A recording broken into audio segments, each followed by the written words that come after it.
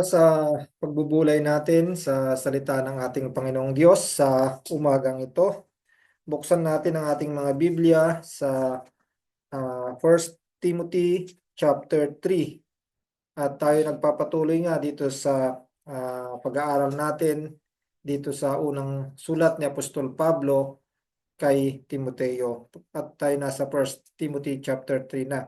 Basahin natin ang verse 1 hanggang 7. Ngunit ang focus natin sa umagang ito ay yung unang bahagi ng verse 2. 1 Timothy 3, 1 to 7, ito po ang sinasabi. Tapat ang salita, kung ang sino man ay naghahangad na maging obispo, siya ay nagnanais ng mabuting gawain. Kailangan na ang obispo ay walang kapintasan, asawa ng isang babae, mapagpigil, matino ang pag-iisip, kagalang-galang, mapagpatuloy ng panauhin, mahusay magturo, hindi mahilig sa alak, hindi mapusok, kundi mahinahon, hindi palaaway at hindi maibigin sa salapi. Dapat ay pinamamahalaan niyang mabuti ang kanyang sariling sambahayan. Sinusupil ang kanyang mga anak at may lubos na paggalang. Sapagkat kung sino man ay hindi marunong mamahala ng kanyang sariling sambahayan, paano niya pangangalagaan ang iglesia ng Diyos? Hindi isang bagong hikayat, baka siya magpalalo at mahulog sa kahatulan ng Diablo. Bukod dito'y dapat din namang siya'y magkaroon ng mabuting patutuo mula sa mga nasa labas, baka siya mahulog sa kahihiyan at bitag ng Diablo. Mapurihin ang Panginoong Diyos sa pagbubulay ng kanyang salita sa umagang ito. So, tayo ngayon nagpapatuloy dito sa ating pag-aaral sa 1 Timothy chapter 3 at dito napapaloob yung katangian ng mga magiging obispo or overseer or yung pastor or yung elder. Interchangeably, pareho lamang po yung pakahulugan ng mga salitang nabanggit. So dito po sumusulat si Apostol Pablo kay Timoteo na nasa Ephesus bilang background o pagtingin sa ating background ng ating pag-aaral sa umagang ito. Sumusulat si Apostol Pablo kay Timoteo na nasa Ephesus during that time. At sa church ng Ephesus, things have gone wrong in that church and he is writing this epistle to set things right.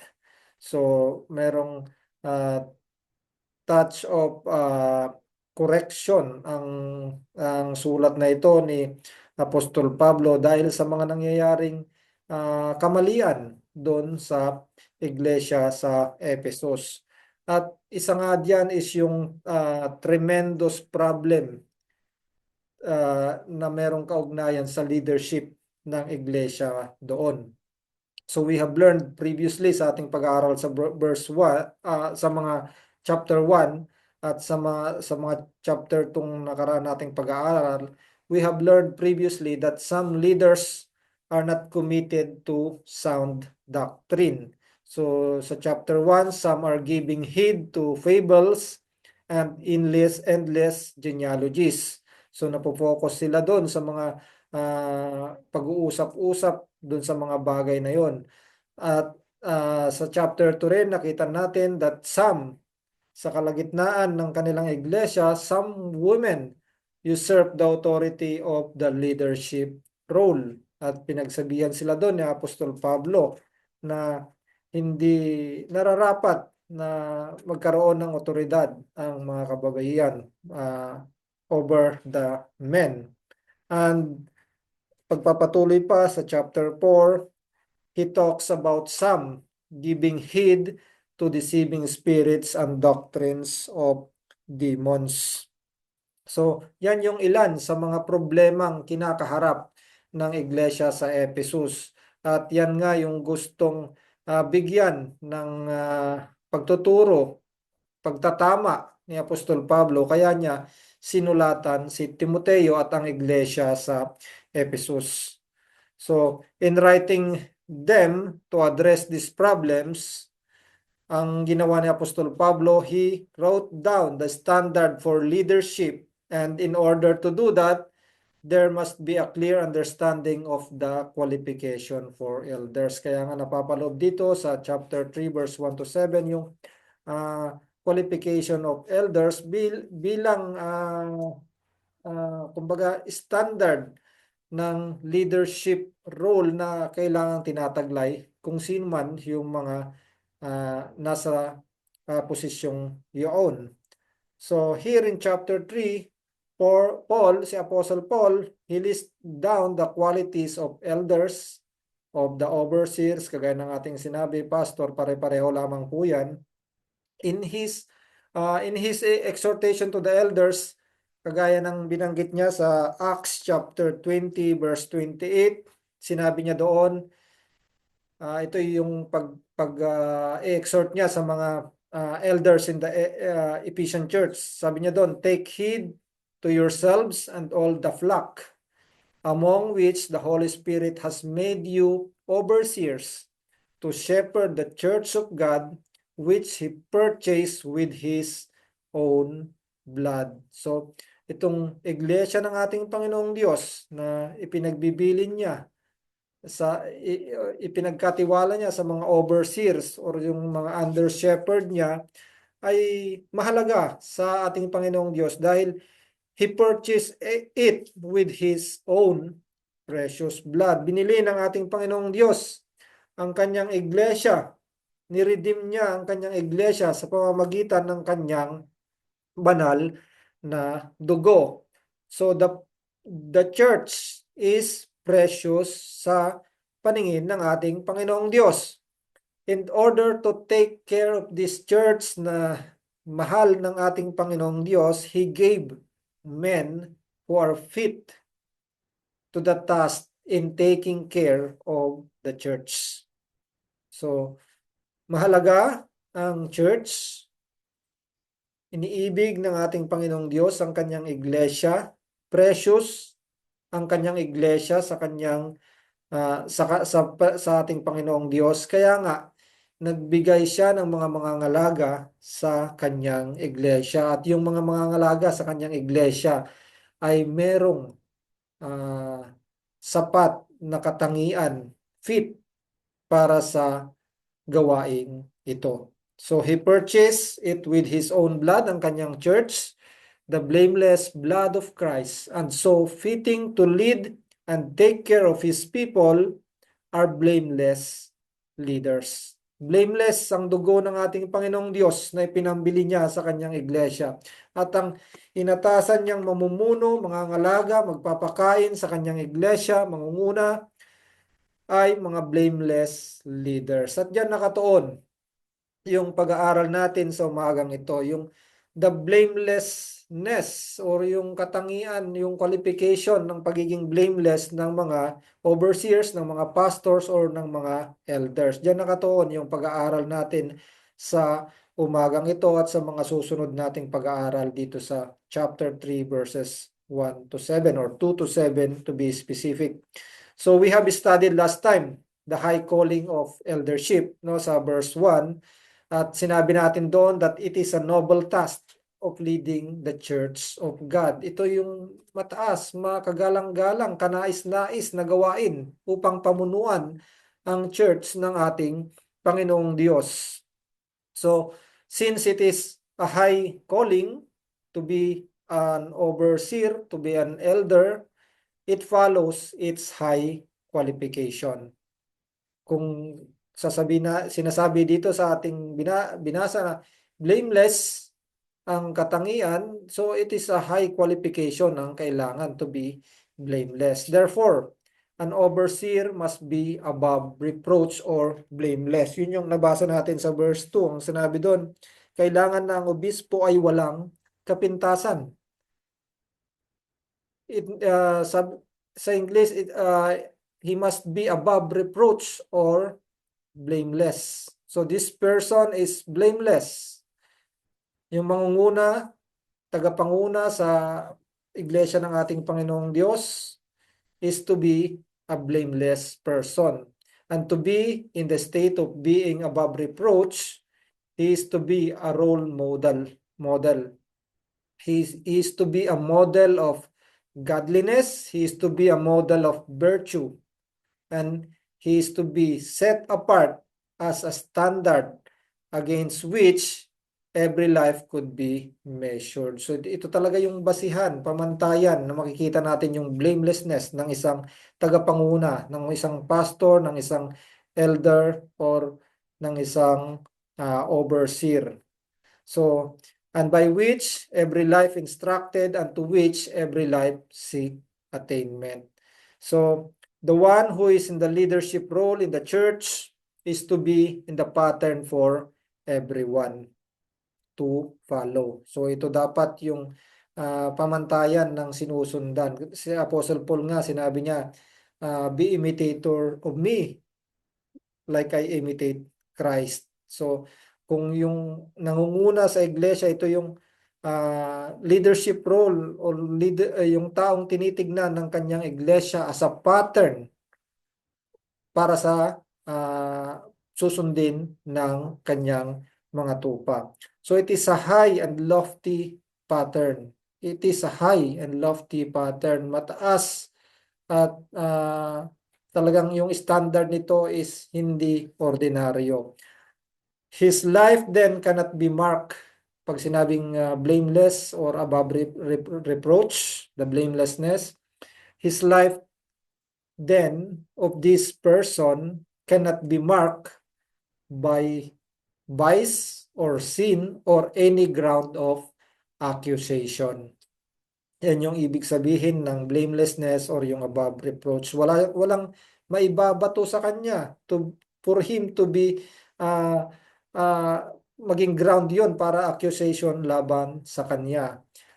But hindi po ibig sabihin, kailangan po nating linawin, hindi po ibig sabihin nun na sinless ang nangunguna or ang isang pastor or ang isang elder or ang isang overseer. Ibig sabihin lang po nun is yung kanyang pamumuhay is walang may babatong visible accusation against him, but he is not sinless. He must be blameless in his outside observable conduct. Yan po yung ibig sabihin nito. So, blameless, it has in mind mainly aspect of his behavior. And kasama po dyan yung inward and outward na katangian ng isang tagapamuno ng iglesia ng ating Panginoong Diyos. The man who serves in the church is to be blameless. Yan po yung paulit-ulit na binibigyan natin ng diin dito sa bahaging ito. There's nothing in his life sa isang tagapanguna that can be spoken against him, either by the believer or yung mga outsider na gustong i-diminish ang example ng iglesia ng ating Panginoong Diyos. So, hindi siya maakusahan ng mga outsider or maging ng mga unbeliever again upang magbigay ng any malicious attack against him and against the church na kanyang nire-represent, na kanyang pinapangamunahan. So, ang isang tagapanguna or tao ng ating Panginoong Diyos, ang isang leader, once a man is identified as a spiritual leader in the church, ito yung pagkakataon na siya naitalaga or na-identify as a spiritual leader, as a pastor in the church, at that particular point, that identification should be based upon the pattern of blamelessness. Naitalaga yung tagapanguna ng church, pastor, overseer, elder, based on the blamelessness na kanyang tinataglay sa kanyang buhay. At hindi lamang tumitigil doon. it should call for a maintained pattern of blamelessness. 'Di ba? Nilagay siya sa posisyon na 'yon dahil nakita sa kanya yung mga katangian o blamelessness. But habang nasa posisyon na siya na 'yon, it is to be maintained. It should be maintained, the pattern of blamelessness. So, blamelessness encompasses all the other qualifications na ating mababasa dito sa verse 2 hanggang verse verse 2 hanggang verse 7. And to begin with, in looking at the blamelessness, para mas lalo nating maunawaan yung blamelessness ng qualification of an elder, of an pastor, ay makikita natin dito yung mga iba't ibang characters na tinataglay ng isang tagapanguna or ng isang overseer. So to begin with, in looking at the blamelessness character of those who are in the pastoral ministry, let us first look at the requirements listed in verse 2 and 3. Pero sa verse 2 muna tayo, unang bahagi ng verse 2. At ito'y, dito sa verse 2 and 3, it talks about the moral character of an elder, of an pastor. It talks about the moral character of an elder. So, sabi dito, therefore, an overseer must be above reproach, the husband of one wife, sober-minded, self-controlled, respectable. Diyan muna tayo magpo-focus sa bahaging yan. At sa bahaging yan, makikita natin dito yung moral character ng isang pastor, isang elder. At unang punto natin dyan is makikita natin is yung his marriage. The husband of one wife. It talks about his marriage. At yung pangalawa, pangatlo, pang-apat na bahagi, magkakasama po yan. It talks about the self-mastery, yung character ng self-mastery ng isang pastor or ng isang overseer. So, basically, ang punto na nilagay ko dito is 4, but yung tatlong magkakasunod, 2, 3, and 4 are magkakaugnay yung mga yon. So sa ating pagpapatuloy, tayo muna ay manalangin at tingin natin ang tulong ng Panginoong Diyos sa ating pag-aaral. Panginoon, aming Diyos, muli kami po'y lumalapit sa inyo sa mahalagang bahagi, mahalagang topic. Lahat ng iyong salita ay mahalaga, O God, but itong bahagi ng ito ng inyong pong kasulatan ay pertaining sa qualification ng isang tagapanguna sa inyo pong iglesia. Nawa Panginoon, this high and lofty calling na inyo pong itinalaga sa inyo pong iglesia, makita namin ito sa perspektibo mo, aming Panginoong Diyos, at hindi namin nawa baliwalain ang kahalagahan na ibinigay mo kung ano yung dapat na qualities, characters ng isang tagapanguna ng inyo pong iglesia. Nawa Panginoon, maunawaan namin ito at may apply namin ito sa amin pong sariling mga buhay. Salamat po Diyos. Ito po ang aming dalangin sa pangalan ng aming Panginoong Hesus. Amen.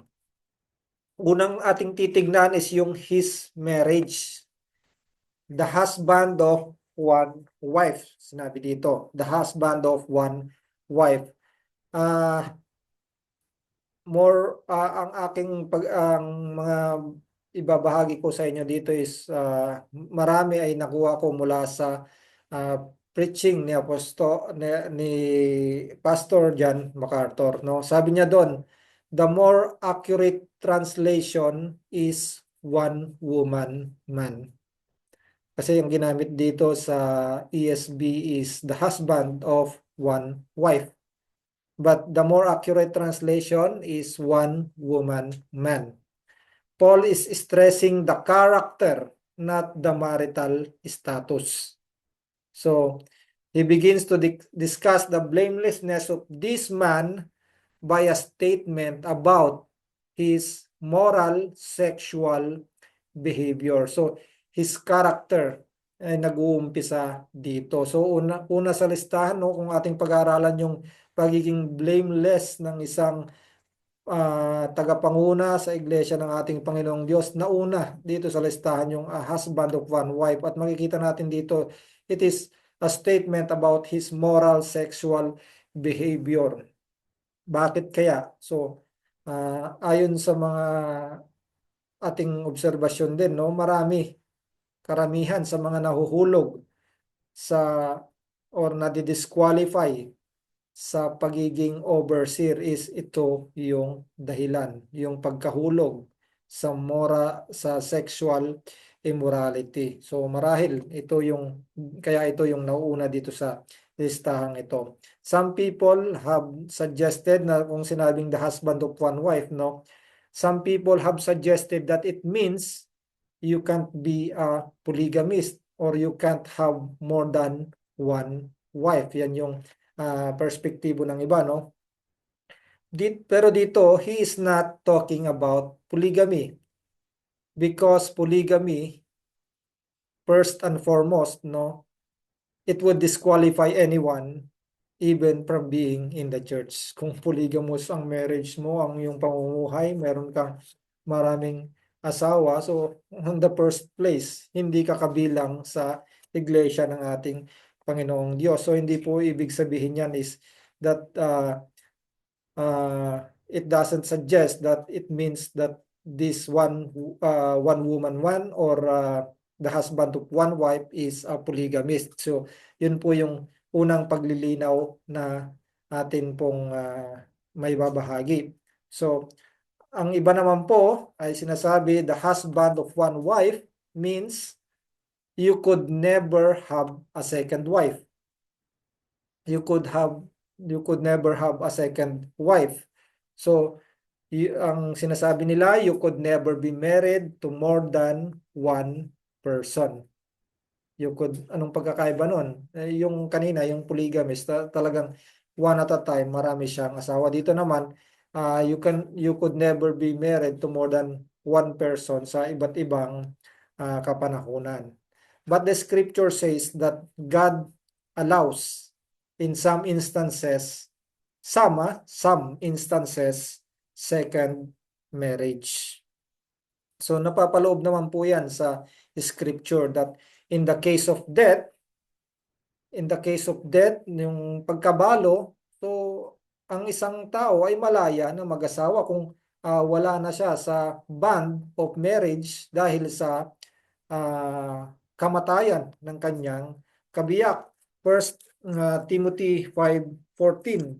Sabi dito, 1 Timothy 5:14, kaya nga, ibig kong magsipag-asawa ang mga batang babaeng balo, manganak, mamahala ng sambahayan, huwag magbigay sa kaaway ng anumang kadahilanan ng panlilibak. So in this instance, no, inaalaw ng ating Panginoong Diyos ang second marriage in the case of death or yung pagkabalo, di ba? So hindi ipinoprohibit yun ng ating Panginoong Diyos. And another scripture sa Romans chapter 7 verse 2 to 3, sabi dito, sapagkat ang asawang babae ay tinali ng kautusan sa asawang lalaki habang ito ay nabubuhay. Ngunit kung mamatay ang asawang lalaki, siya ay nakalagan na sa kautusan ng asawang lalaki.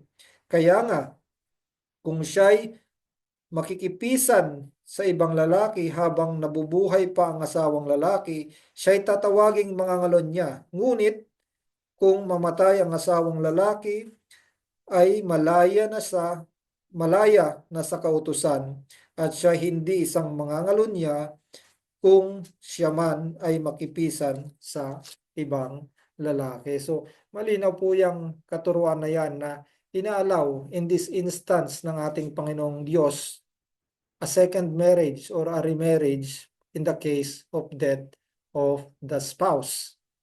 Either lalaki man yan o babae. And another thing, and only another situation, no, in those Another situation dito is the isang extreme situation nito na masasabi natin, unrelenting and unrepentant sexual sin.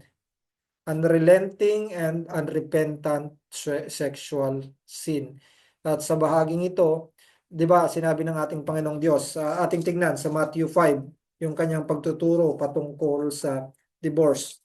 Matthew 5 verse 31 and 32. Matthew 5, 31 and 32, sabi dito, sinabi rin naman, sino mang makipaghiwalay sa kaniyang asawang babae, dapat niyang bigyan ito ng kasulatan ng paghihiwalay. Ngunit sinasabi ko sa inyo na ang bawat nakikipaghiwalay sa kaniyang asawang babae maliban sa pakikiapid ay nagtutulak sa kaniya sa pakikiapid. At ang sino mang mag-asawa sa babaeng hiniwalayan ay nagkakasala sa pangangalan niya. So dito sa tagpong ito, yung question siya ng mga Hudyo patungkol sa diborsyo, no? So ang katwiran kasi nila during that time is magbigay lang ng kasulatan sa kanilang kabiyak ay maaari na lang i-divorce. So that is out of their sinful will na nais nilang i-divorce ang kanilang mga asawa. So hindi 'yon ang sinasabi ng ating Panginoong Diyos. So ayaw ng ating Panginoong Diyos ang divorce, but in this certain extreme situation na kung saan merong exemption, kung saan ang isang party, it's either on the part of the husband or on the part of wife, kung unrelenting and unrepentant yung kanyang sexual sin. In that case, yung adultery, ang unrepentant and unrelenting adultery na ginagawa, God will allow a person to go out of that situation and by His grace to marry another. So, in that extreme situation lamang po, sana maging malinaw tayo doon sa bahaging iyon at huwag gamitin para maging batayan kung para magkaroon na lamang ng iba't ibang kadahilanan para sa paghihiwalay. So merong mga extreme situations, merong mga instances lamang na inaalaw ang ating Panginoong Diyos for a second marriage.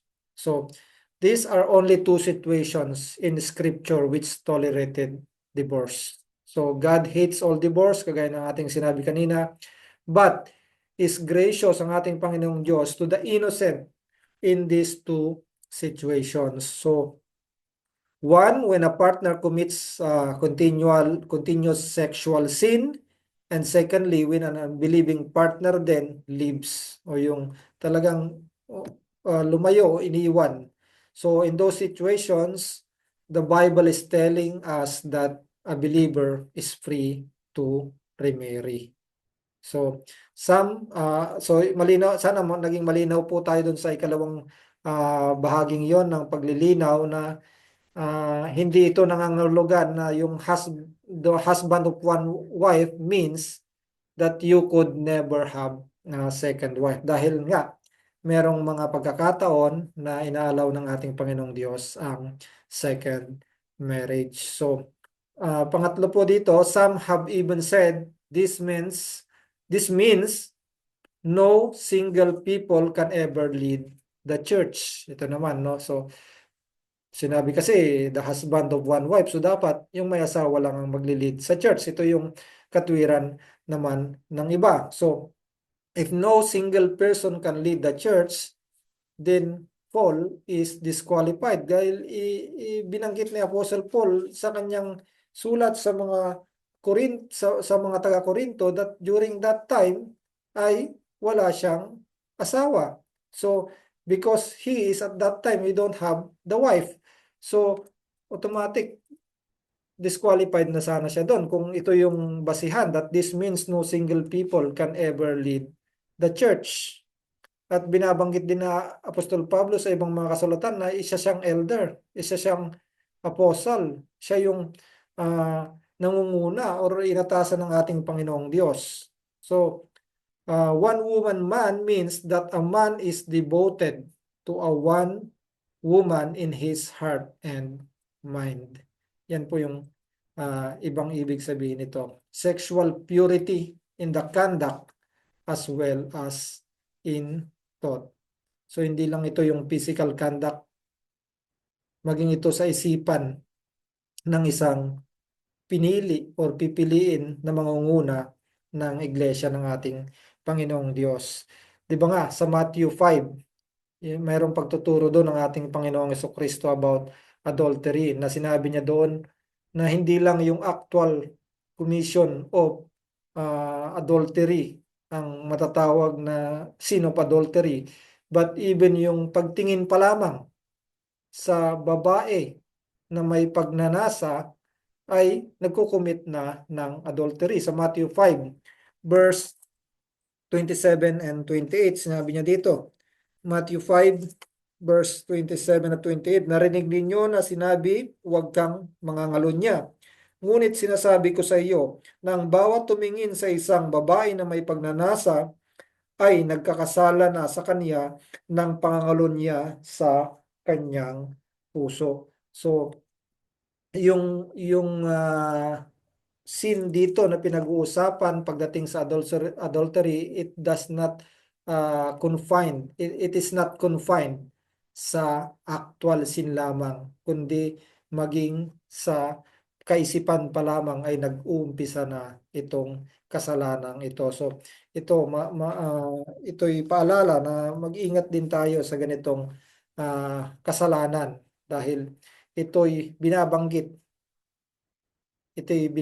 na sa isipan pa lamang, ito'y nagbubunsod na ng pagkakasala ng adultery. So, what God wants in the pastoral ministry is morally upright in deed and in thought. So, masasabi ba natin na mataas na kalidad ang hinihingi ng ating Panginoong Diyos sa kanyang mangunguna sa kanyang iglesia? Blameless? Oo. 'Di ba? So, in thought and in deed, dito sa bahagi pa lamang ito, the sexual morality, ay mataas na yung pamantayan ng ating Panginoong Diyos. God hates sin, at doon nga sa iglesia ng Ephesus or sa lugar ng Ephesus, during that time, sexual evil is rampant. So, tinotolerate ng kanilang komunidad yung sexual evil during that time. At nais ng ating Panginoong Diyos na hiwalay ang kanyang mga tao sa ganitong mga gawain.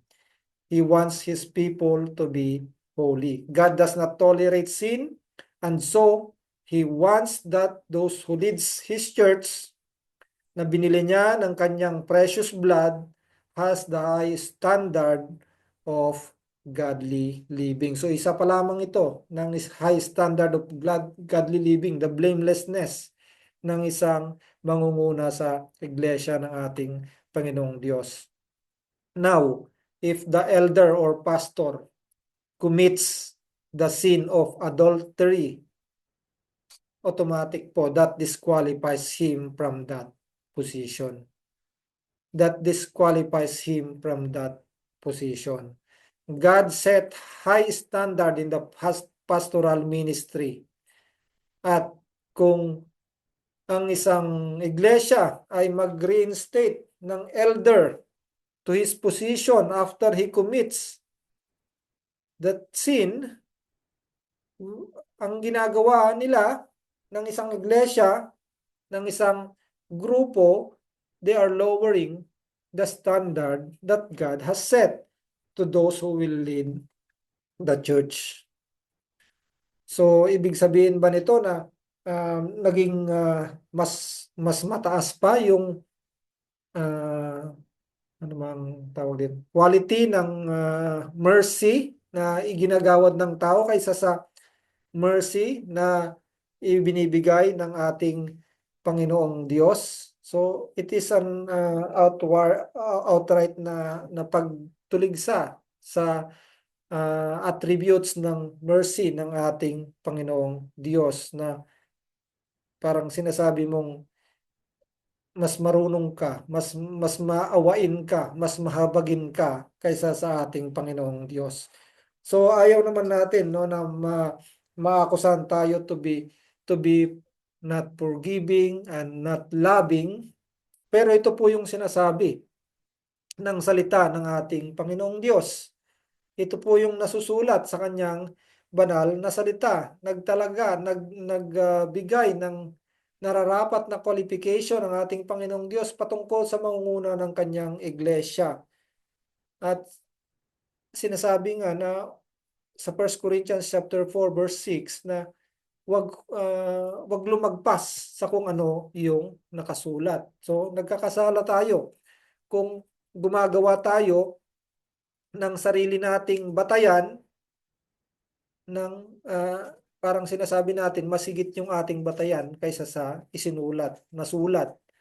na nasulat na sa salita ng ating Panginoong Diyos. So nawa ito'y magbigay ng aral sa atin, no? So hindi naman na nagbibigay ng sasabi natin, hindi naman ito nagsasabi na not loving or not merciful ang isang iglesia kung hindi niya ilagay sa dating posisyon ng isang nagkasala ng adultery na isang pastor. He can be forgiven. Yes, of course. God is forgiving God. And he can be restored sa pagiging mananampalataya. But yung sinasabi dito is yung blamelessness is nawala na sa kanya. Pagdating isang parte pa lamang na tinitingnan ng ating tinitingnan na qualification, kung yun sa pagkakasalang yun bumagsak na ang isang tagapanguna ng iglesia, ng pastor, ng isang overseer, bumagsak na sa ganitong kasalanan, paano pa natin siya masasabing blameless?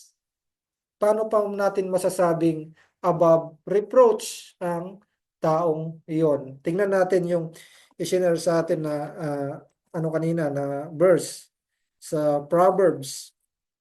Proverbs chapter 6, 32 and 33.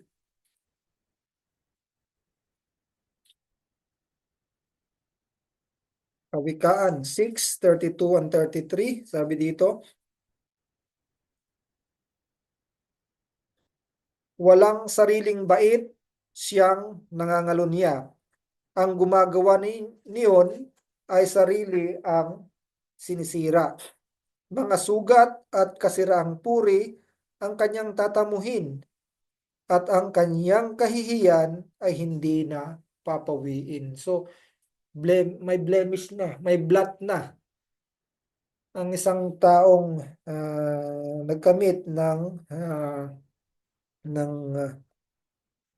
pagkakasala sa pangangalo niya, especially after his conversion at after his pagkakatalaga niya sa position of an elder. So, malinaw po, nababiolate yung above reproach na qualification kung ang isang tagapanguna is bumagsak sa ganitong pagkakasala at nagkakasala, hindi sumusunod ang iglesia, or kung sasabihin nating this is a council yung tatalaga sa kanya kasi ganun yung structure ng ibang mga church, hindi yung congregation ang magde-decide kundi yung mga council of elders lang.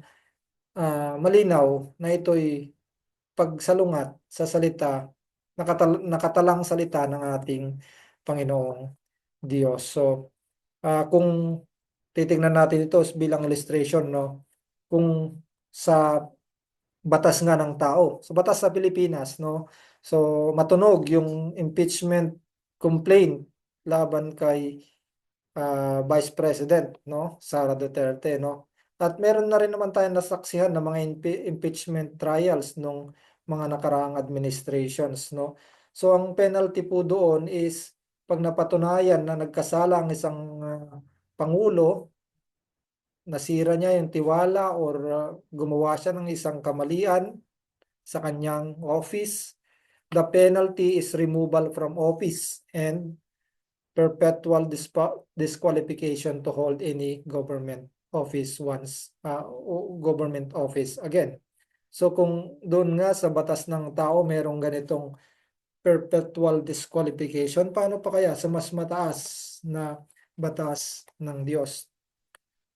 Lesser itong batas ng tao kaysa sa itinalagang qualification ng ating Panginoong Diyos sa kanyang mga tagapamuno. So, malinaw po na ito'y nagsasabi that a man, a pastor na nagkasala sa ganitong uri ng pagkakasala cannot be reinstated in his position. So, an elder naman who demonstrates on the positive note, on the positive side naman, an elder who demonstrates this kind of character of being a one-woman man or being sexually moral is a man who is blameless or above reproach in this respect, in this part pa lamang ng qualification. Kasi marami pang qualifications na titignan. Isang bahagi pa lamang ito. So, he is blameless or above reproach kung nagde-demonstrate siya ng ganitong kind of character. But of course, there are still other qualification na kailangan nating tingnan na nailista dito sa bahaging ito ng kasulatan ng ating Panginoong Diyos.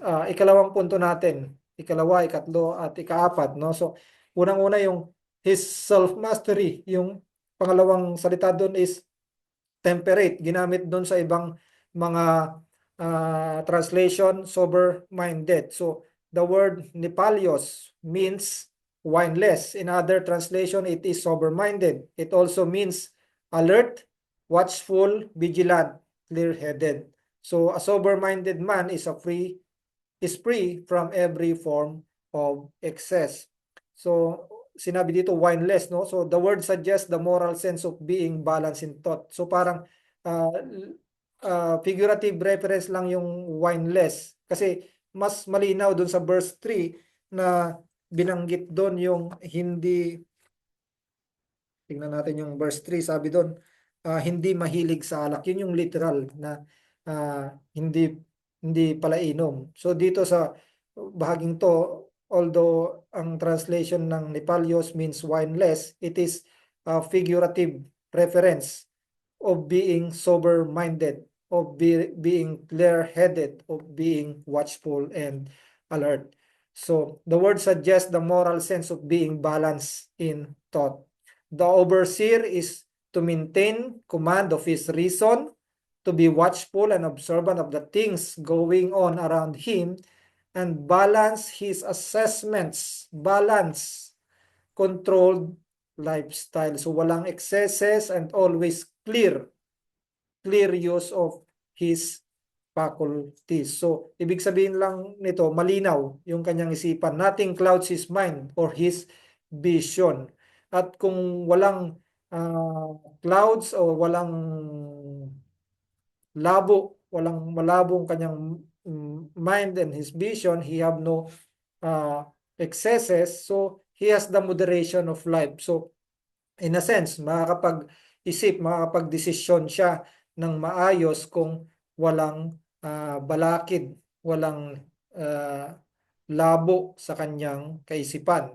So he has a moderation of life in which everything is seen clearly so that he can control the diverse elements of life and be a model of virtue. So sabi na natin kanina, magkakaugnay itong mga bahaging ito, yung tatlong magkakasunod na characters na ito, qualifications na ito. Ang sabi ni Philip Graham Ryken sa kanyang commentary, ang taong temperate daw or sober-minded, he is wary, circumspect, even cautious.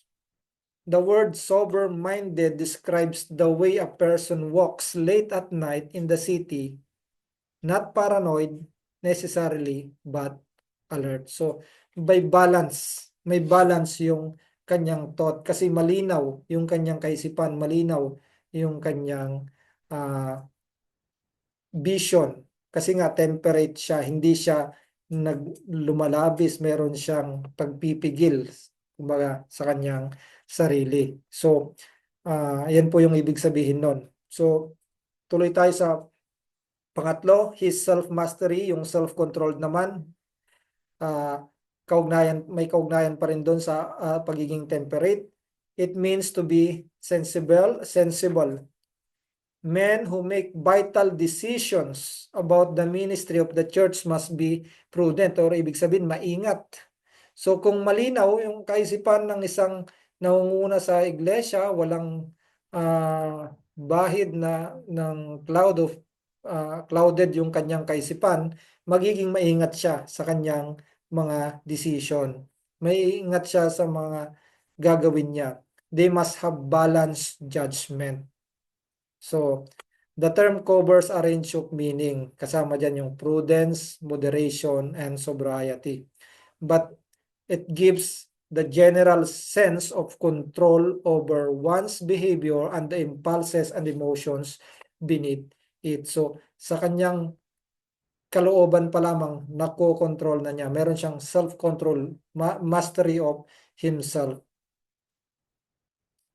Sa Philippians 4:8, it speaks a mind that knows where it ought to concentrate. So, yung ating kaisipan dapat nakalaan sa kung ano yung dapat na fokusan nito. At ito yung sinasabi doon sa Philippians chapter 4 verse 8. Ano ba yung sinasabi doon sa Philippos chapter 4 verse 8? Sabi dito, kahuli-hulian mga kapatid, anumang bagay na totoo, anumang bagay na kagalang-galang, anumang bagay na matuwid, anumang bagay na malinis, anumang bagay na kaibig-ibig, anumang bagay na kapuri-puri, kung mayroong anumang kagalingan at kung mayroong anumang nararapat papurihan, ay isipin ninyo ang mga bagay na ito. So, basically ito po yung dapat na inilalagay sa mind ng isang tao, no? Na isang mananampalataya, ng isang tagapanguna sa iglesia. Mga bagay na ito na nabanggit dito sa Philippians verse 4, chapter 4, verse 8. And another, yung self-mastery is the character qualification na sinasabi dito, respectable. So, sinasabi nga natin na magkakaugnay itong mga to. If one's mind has the ability to think soberly, yan yung una, no? Then it goes to lead a system of orderly life. Magpuproceed ito, kung malinaw yung kanyang isipan, magpuproceed ito sa orderly ng kanyang buhay. Yung malinaw yung kaisipan, someone that has clear mind, and he has orders his priorities in their thinking, then lalabas ito sa kanyang pamumuhay, sa kanyang action. It will result in good behavior, or yung respectable, or yung sa ibang translation sinabi good behavior. Respectable, hindi respectable, respectable. So it will result in good behavior. So his being clear-headed will result that he knows how to line up his priorities, and then it will manifest, or it will show sa kanyang mga aksyon sa kanyang buhay. So ito po yung sinasabing self-mastery, yung kabuuan nito sa kanyang sariling pagkokontrol niya sa kanyang sarili. So makikita naman natin ng isang taong may control sa kanyang sarili, no? So meron tayong nakita. Another example siguro dito is, kung kanina ang example natin is yung impeachment kay Vice President. So may magagawin natin ulit siyang example, yung kanyang naging actions, no? Yung naging kanyang mga pahayag na parang nag-meltdown siya doon, no? Na hindi nawalan siya ng control sa kanyang sarili at sa kanyang pananalita at sa kanyang action. So siguro naisip ko yung word na nawala yung kanyang composure.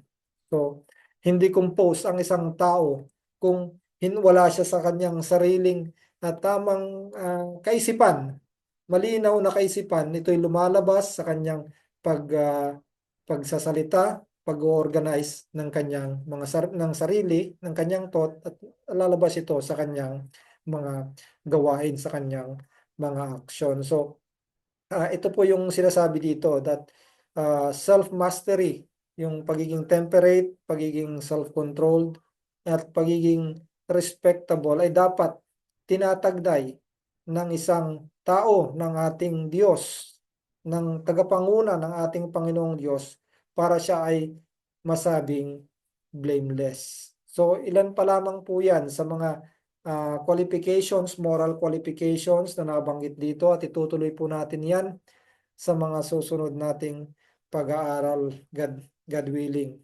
So bilang application po sa ating pagbubulay ng salita ng ating Panginoong Diyos sa umagang ito, para sa atin bilang mga mananampalataya, the blamelessness that God requires to His servant who will take care of His church is a reflection.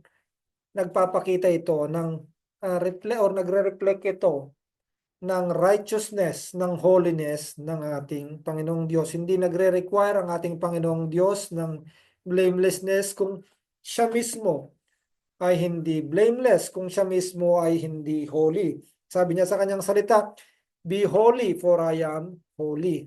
Be blameless for I am blameless. So, yung requirements na yan is makikita natin or ipinag-uutos siya ng ating Panginoong Diyos sa kanyang mga servant, sa kanyang mga tao, because He is the righteous God. He is the holy God. So, as we have said earlier, God hates sin. God hates sin, and sin is an abomination in His sight. So, we, bilang mga mananampalataya as professing Christians, nagpo-profess ng allegiance with Him, should be in a life that is faithful to our Savior. So, ating pamumuhay nawa, sikapin natin na maging kalugod-lugod, kaaya-aya, banal sa harapan ng ating Panginoong Diyos, na ipinopropes natin yung ating pananampalatayaan, ipinopropes natin yung allegiance natin sa Kanya. So, He gives elders and pastors a role model to follow. Itinalaga niya yung mga tagapamuno niya. But ultimately, ang ating susundan bilang our blameless example, isang ating Panginoong Diyos. So makikitaan pa rin naman natin ng blood, ng spot ang mga tagapanguna ng ating Panginoong Diyos, but not necessarily yung grievous na blood sa kanilang mga pagkatao. But ultimately, kung tayo'y magkakaroon ng model, ang epitome ng blamelessness, ng holiness is ang ating Panginoong Diyos, ang ating Panginoong Jesucristo. So nawa, ito yung hingin natin na biyaya ng ating Panginoong Diyos, na tulungan din niya tayo, i-preserve niya tayo, not to be ruined by the sin, na magkaroon tayo ng batik, ng lamat, ng blemish, dahil hinugasan na tayo ng dugo at katuwiran ng ating Panginoong Jesucristo. So we are called to live a manner of life that is blameless in His sight. Yan yung pagkatawag sa atin. Hindi lang tayo tinawag to be saved from our sin, but in a manner of life that is blameless in His sight. Hindi po tayo sinless, but we sin less as we meditate, or as we see the face of our Lord. So it is not only for the pastors. Kanina pinag-uusapan natin, parehong kasalanan lang naman kung nakomit ng pastor at ng isang ordinaryong mananampalataya, yung sin of adultery. Yes, but pagdating sa paningin ng ating Panginoong Diyos, that is parehong kasalanan.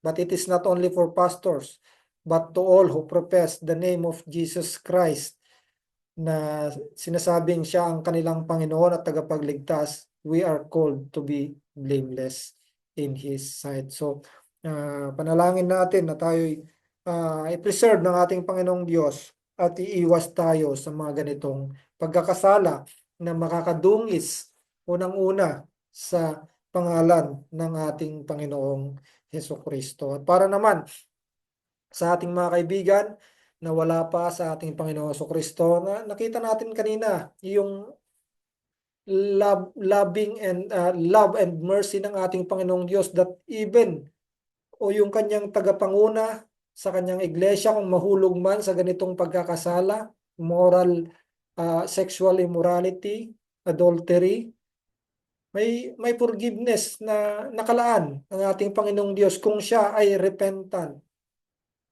Kung siya ay repentant, merong forgiveness na nakalaan at merong restoration na nakalaan sa kanya upang mapabilang pa rin siya sa iglesia.